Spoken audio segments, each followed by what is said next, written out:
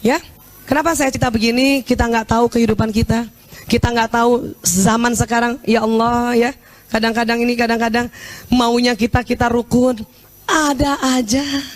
Karena tadi pelakor ada di sekitar kita.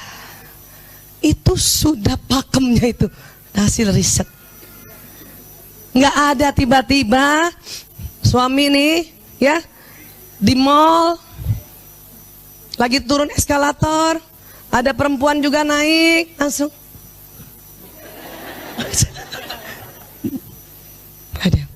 Nggak ada. Kemudian langsung jatuh cinta dan kemudian dia kejar, nggak mungkin. Nggak mungkin. Kenapa? Laki-laki itu ada gengsinya. Ada gengsinya. Tapi yang di film-film itu film, Bu. Supaya ibu terbangkitkan emosinya. Ya, nggak ada.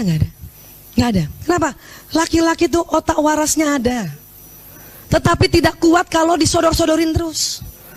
Iya. Sodor-sodorin, layan-layanin, nggak kuat ya. Bunyi ya. Nih, suami dari kantor. Sekretarisnya bolak-balik. Dia udah berusaha untuk ya melepaskan pandangan. Tapi sekretarisnya, Pak, sesungguhnya seorang pimpinan laki-laki kalau melihat karyawatinya suaranya manja kayak gitu, kesan pertama ini perempuan tidak intelek. Tidak. Ya, kesan pertama. Tetapi karena terus-terusan seperti itu muncul stimulasi di hipotalamus. Birahi yang muncul. Ingat, dia belum tentu cinta dengan si karyawati yang menggoda ini. Kenapa? Hanya hipotalamusnya. Kenapa? Karena waktu disodor-sodorin itu suami itu tegang. Maka harus cari penyalurannya. Ada suami yang bagus. Kenapa? Dia ikuti hadis Rasulullah. Kata Nabi, buat kamu fulan, pada satu saat kamu di luar lihat perempuan cantik dan naik birahimu, segera pulang. Hubungan intim dengan istrimu. Ada yang masih bisa begitu. Ini sekretarisnya godain terus nih. Saya mau pulang sekarang. Ya bapak ya.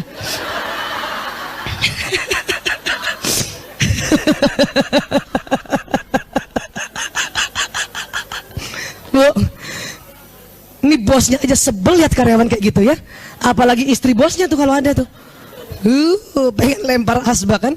Jadi sekali lagi ya, bahwa laki-laki itu awalnya berusaha juga untuk menolak ini semua. Karena otaknya disetting sama Allah begitu.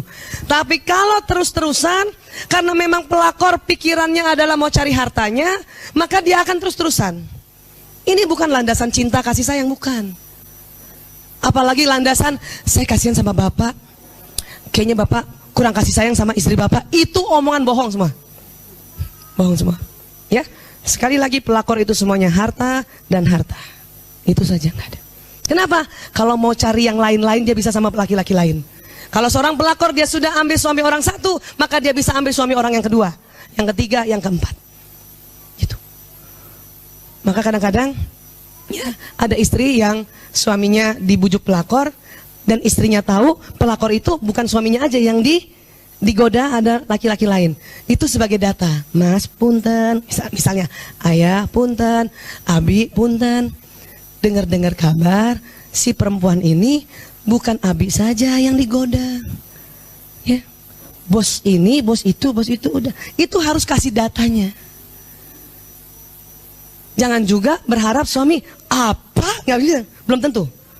Suami diam, tetapi dia mengambil data itu untuk menjadikan sebuah ya faktor-faktor yang membuat dia ambil keputusan tinggalkan perempuan itu.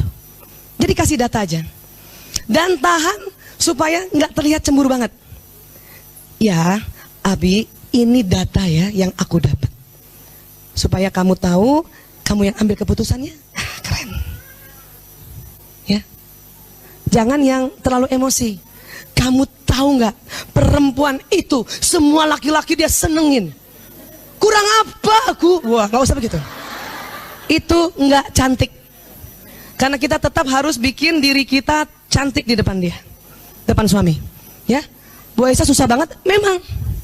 Kalau sudah terlanjur suami diambil pelakor, kita bekerja keras untuk menariknya lagi. Itu sudah hukum alam. Tetapi kerja kerasnya tidak usah dikeluarkan dalam bentuk teriakan, marah. Tapi nggak tahan Bu Aisyah. Boleh keluarkan 1 kali saja. Kapan? Di awal-awal banget boleh. Ibu nangis sekuat-kuatnya. Maka kalau ibu tahu, ketahuan misalnya ya, nauzubillah min zalik, suami ada chattingan mesra di HP-nya, misalnya ketahuan, ya, ibu mau nangis teriak-teriak, lakukan saat itu juga Bu. Habis-habisin Bu. Karena boleh 1 kali saja. Ya. Supaya apa? Ada efek kaget dan ada efek yang ya momentum untuk mentraumakan atau menghantam si laki-laki ini. Pada saat itu maka laki-laki akan masuk juga ke area bawah sadarnya. Dia akan kaget, oh ya ampun, segini beratnya ya.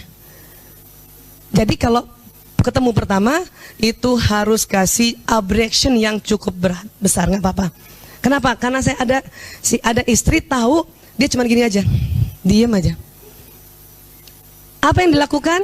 Laki-lakinya atau suami akan berpikiran rasionalisasi atau rasionalisasi, membenarkan. Oh, istri saya nggak apa-apa, dia tenang, enggak ngamuk, besoknya bunuh diri. Paham ya Bu? Karena laki-laki harus tahu respon yang terjadi bila dia melanggar kesepakatan. Ini belum apa-apa dibanding hukuman yang ada di agama kita, ya. Boleh minta? Ini semua kategori zina. Islam sudah bilang dari jauh, ya, dari dulu bahwa kita harus jauhi zina. Paham ya Bu? Ya. Ah, masa zina? Bukannya zina itu hubungan senggama. Zina memang artinya hubungan senggama. Tetapi perintahnya ya jauhi, jangan dekati zina. Jadi di dekatnya aja yang belum lagi ke hubungan senggama dilarang. Ya. Janganlah kamu mendekati zina, sesungguhnya zina itu adalah suatu perbuatan yang keji. Itu tindakan pelakor itu, kata Allah tuh keji. Dan suatu jalan yang buruk. Maka kalau ibu berusaha keras menyelamatkan suami ibu lagi, karena kita tahu secara teori, secara ya kronologis bahwa bukan suami yang pertama yang melakukan kesalahan, karena si pelakor ini. Maka selamatkan dengan susah payah, ya. Zina tuh bahasa Arabnya zina, bahasa Ibraninya zana. Perbuatan bersenggama antara laki-laki dan perempuan yang tidak terikat hubungan pernikahan. Kalau suami istri bukan zina dong, ya. Nah,